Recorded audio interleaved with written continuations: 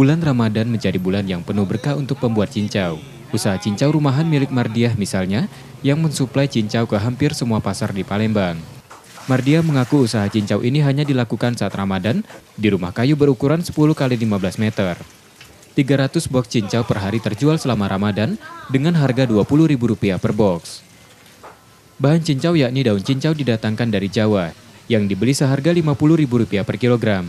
Proses pembuatannya dengan direbus lalu disaring dan dimasukkan dalam cetakan yang memakan waktu 6 jam. Ya kita tuh nggak tentu gitu. Ya ada yang ngambil dari pasar Palimo, dari pasar 26 ini gitu.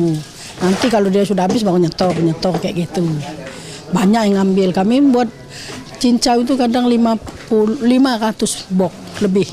Cincau masih menjadi hidangan favorit saat berbuka puasa, karena sejumlah manfaat selain segar setelah meminumnya saat berbuka.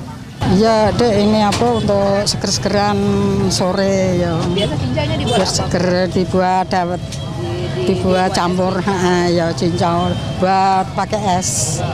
Ya, biar seger.